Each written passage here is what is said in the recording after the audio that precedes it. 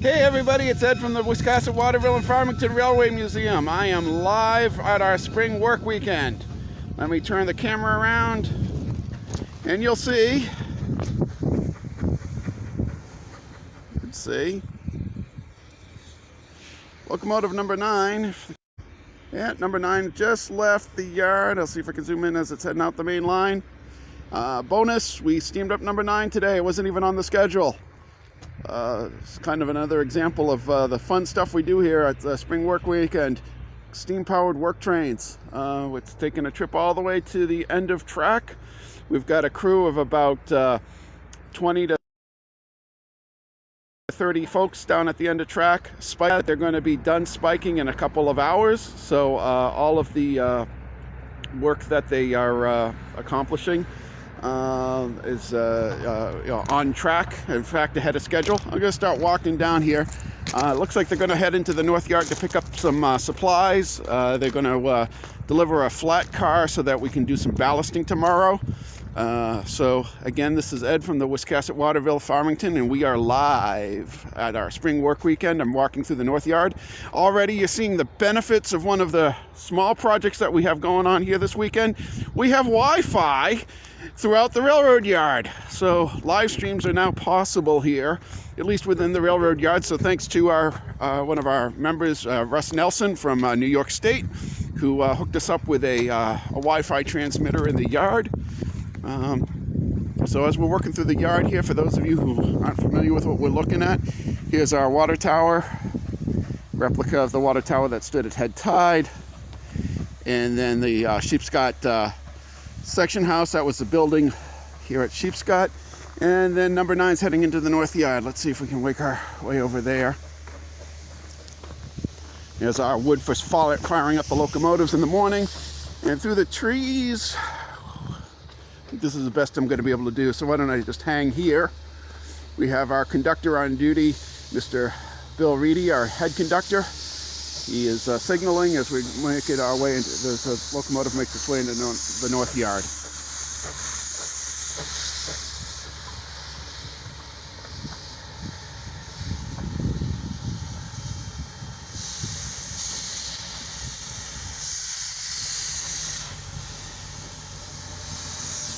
Work around the wood pile a little bit.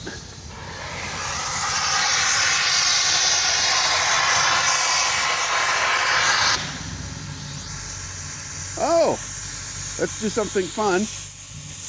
We have a lot of followers on Facebook thanks to Stuart, who does a lot of our Facebook posts. So Stuart's backing over with his truck. So we get to see the sausage getting made today. He'll probably going to try to do a pose here. Anyhow, let's watch the locomotive coupling up. You'll see Bill using all traditional hand signals, no radios.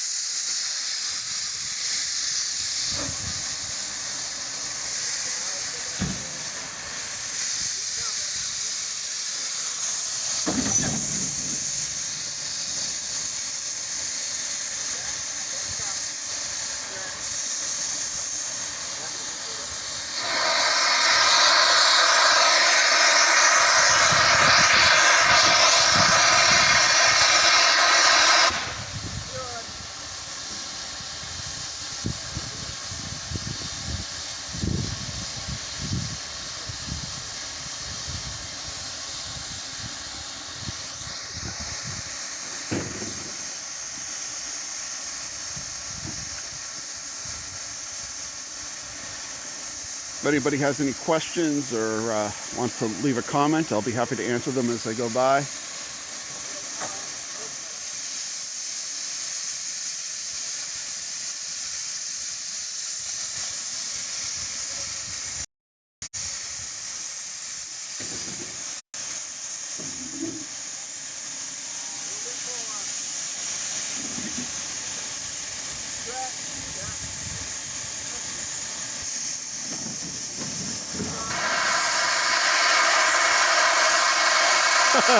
Mike Fox comments, I would gladly swap places with you. Mike, we'll see you tomorrow. Back over here, Stuart's loading up his truck with firewood. Stuart, we're live on Facebook.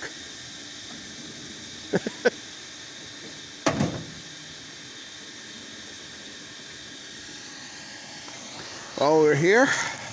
So we're grabbing car 34, which is a Bridgeton and Saco River flat car for ballast service tomorrow.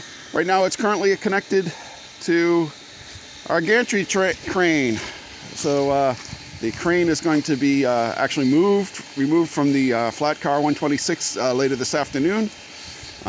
Yet another project that's going on, and prepared for ballast service tomorrow. Tomorrow's project will be to ballast as much as we can up at Trout Brook Station, and then the same thing Sunday. Hey, if you aren't doing anything tomorrow or Sunday, come on by. If you're in the area, or if you're not in the area, hop on a plane, who cares? You're not doing anything more important than coming to ballast track, are you? That's what we all say. So Bill's uncoupling the flat car now.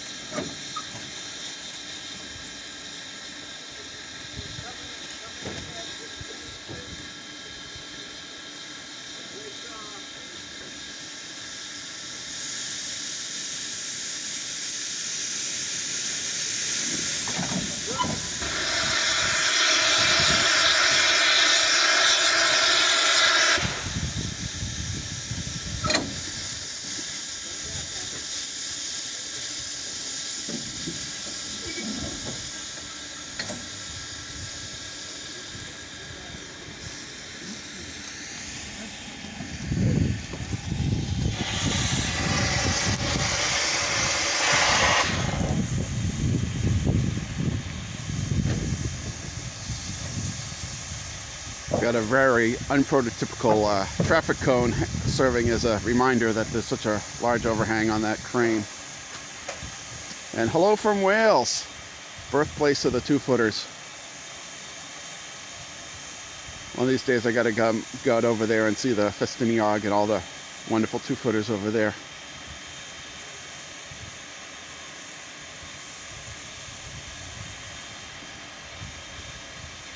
So we're going to hang out here. We'll watch the train depart. Then let's go over to the repair shop, or the shop building. Is the frame for locomotive number 11 is starting to be assembled. Yes, we're building a steam locomotive. That's old hat for you folks over there in Wales, but that's cool for us. So we'll get to see that process live in a second. But I thought this was rather interesting. They should be heading up. They're going to, like I say, deliver this flat car to Alna Center, or midpoint of the railroad. That's where our stone pile is. Then Mr. Mike Fox will be loading that car tomorrow with ballast. Bill, you're clear to go to take the main.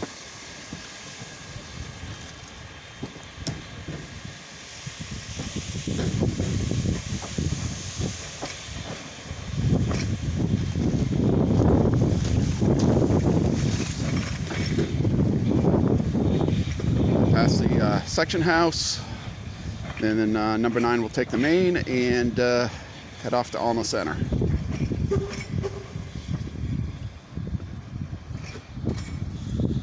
All right.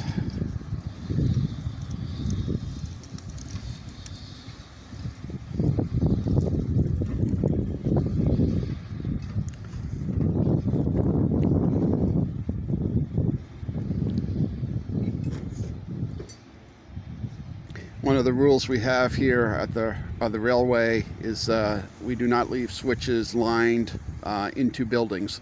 So Bill is observing that rule by making sure that the switch is lined away from the buildings that are behind us. All right, let's go for a walk, shall we? And go to the shop. We'll go this way. So this is our north yard. In front of me is Monson number 4. In front of that, the new engine house. And here comes Stuart in the truck.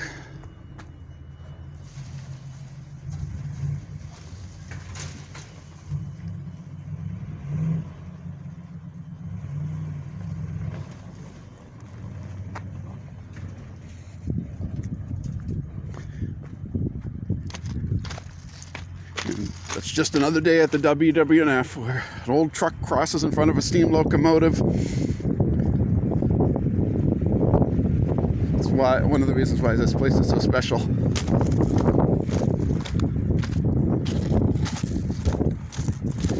Up ahead, if you haven't heard, is our Australian tamper. It's under rebuild. And we also have Big Joe, our little tamper. That is needing some work, so unfortunately both of these pieces of equipment are down for the weekend.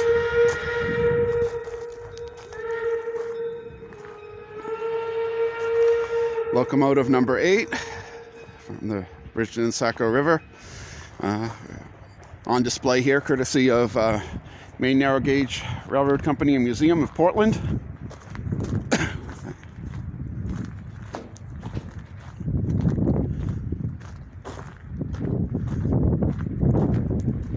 Here's Big 8. So, Maine Narrow Gauge is in the process of starting fundraising to make this locomotive steam again. It will need a new boiler. The boiler will probably be constructed by our good friends at Maine Locomotive and Machine Works. So if that's something that you're interested in, please contact Maine Narrow Gauge and contribute to that project. They'll also be doing restoration on number 4. 4 will probably, I would imagine they're going to do number 4 first. I'll zoom in on it. We just walked past it, but there she is. We'll hopefully they'll both be in steam someday soon. All right, let's go in the shop. Positively no smoking, unless you're a steam engine, right? Whoa, look at this! That is one passenger coach. So,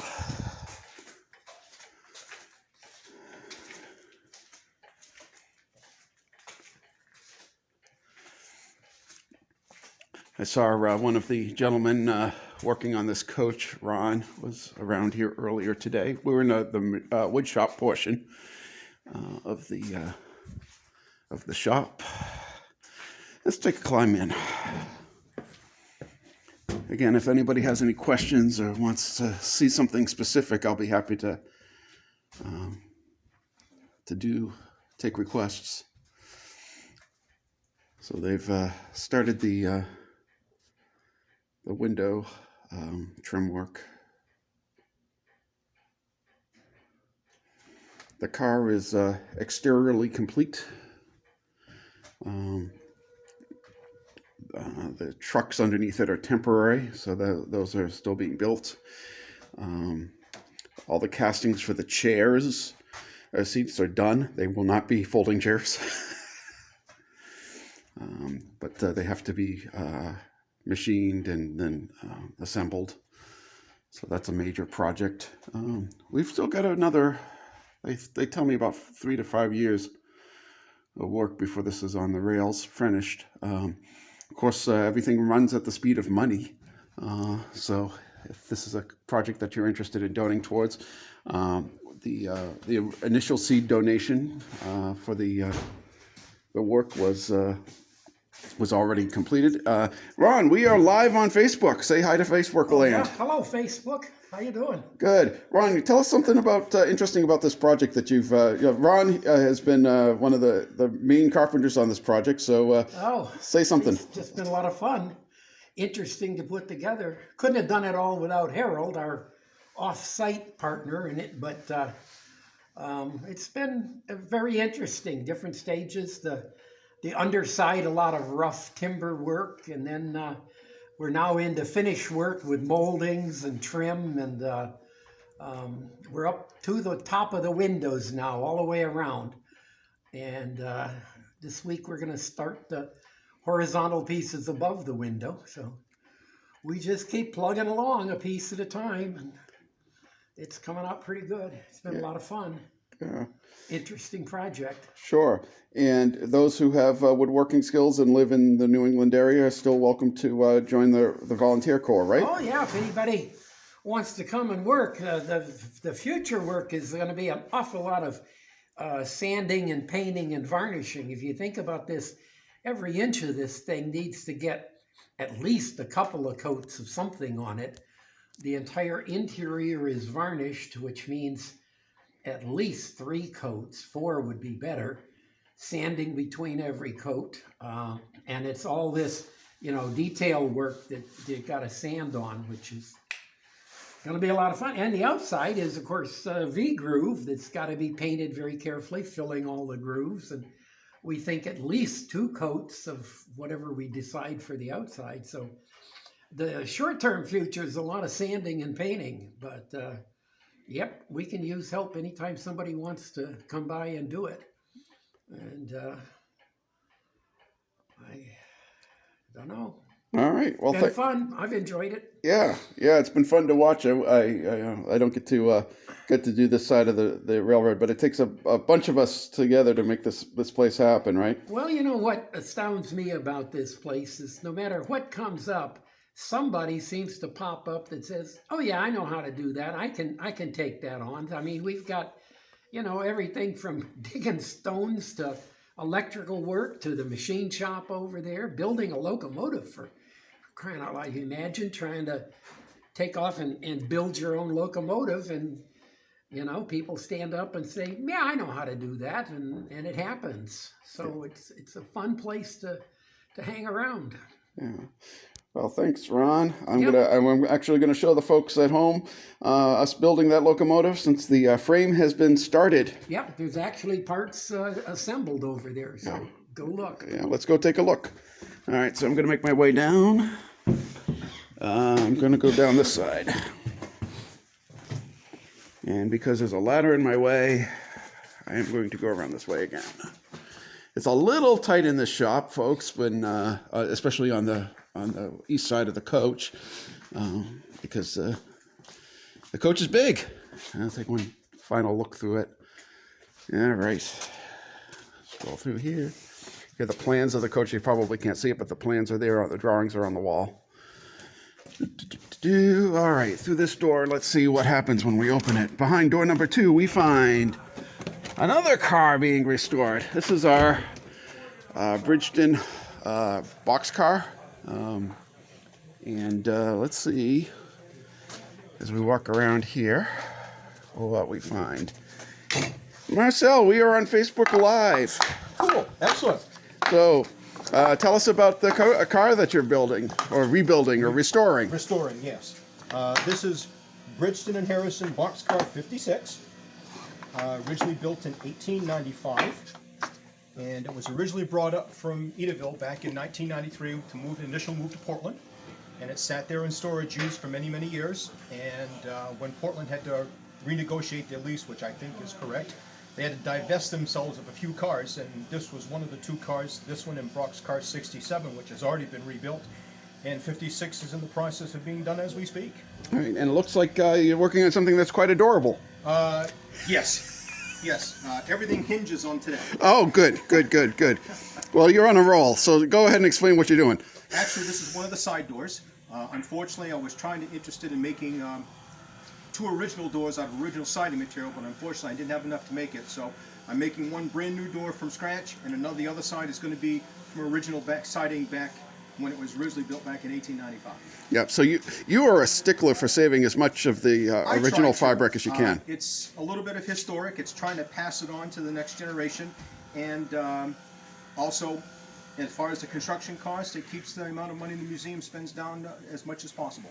Good. And so in fact, I like to save whenever I can. Isn't this one of the doors right here behind the? Yes, that was one of the original doors that came off of it. Unfortunately, it was past the point of no return. Right. Well, I'll just zoom in on the rot down there at the bottom so people understand.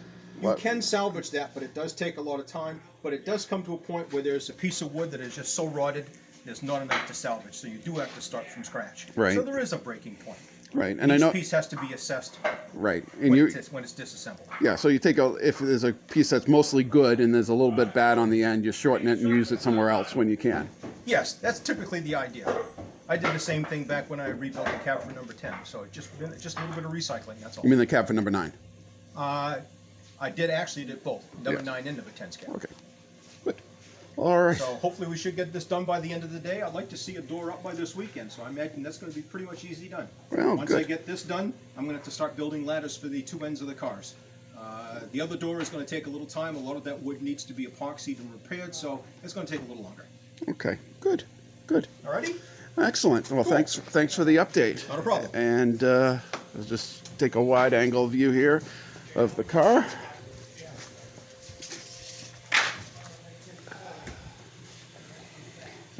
This was car also served as in livestock service and had windows cut out of it.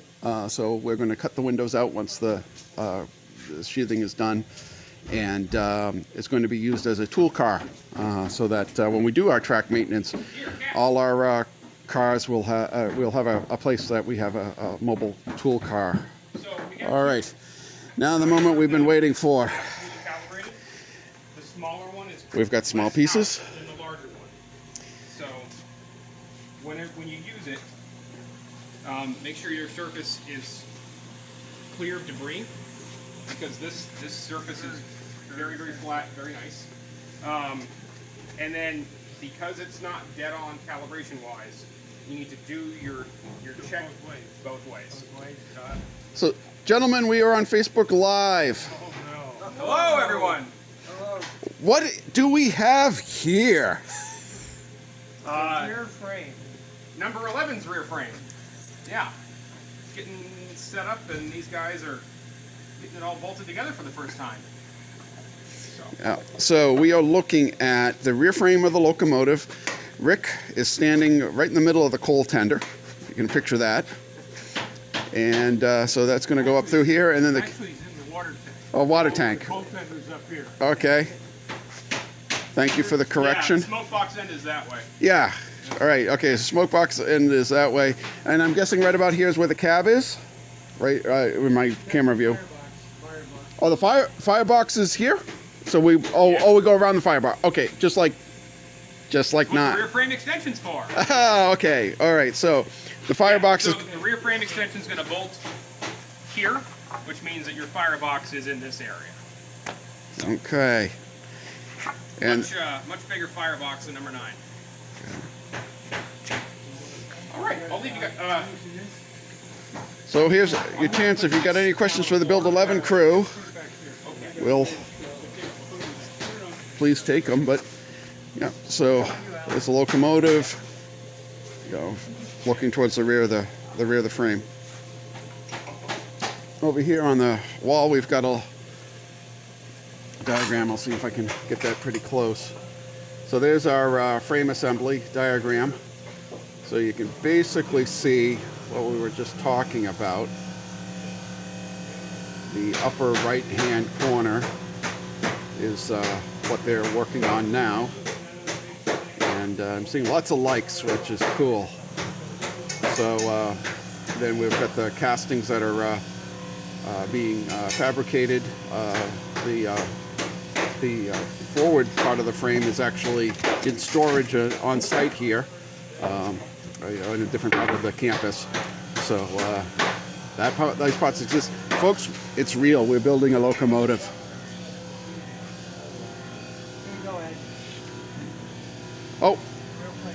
Oh, great! Thanks, Rick. I'm trying to do this so that there's no shadow. I don't think that's going to come through particularly well. Maybe if I try this. Yeah, I don't know if I can make that work, folks, but there's some of the stuff. Hi from the UP of Michigan, and Don is here too. Great. Let's see, I almost tripped over this. So that's a, must be one of the cross pieces on the diagram. The diagram's a lot easier to see what's going on here. All right. Let's see what else we can see here. You doing anything interesting over here? Yeah, I'm getting a little metal splinter out of my finger. Oh, good, good. Yeah. Always check your burrs. And here are two of the stalwarts of the Wiscasset, Waterville, and Farmington. We're live on Facebook on that funny interweb thing. So we've got Zach and Dwight, both of whom have logged more hours than we care to count here at the museum, back from the early days. And we're just in gratitude for the work that these folks and others like them who have laid the keel for this this organization. What else we want to look at in the shop? Yeah, we've got our giant vending machine here, better known as a flanger. We built this.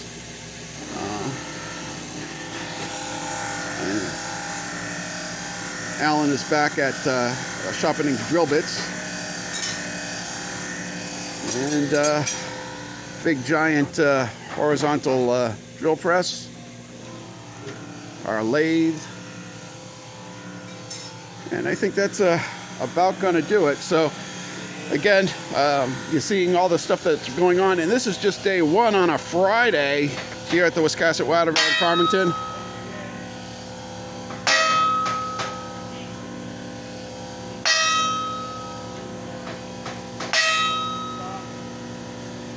And all thanks to our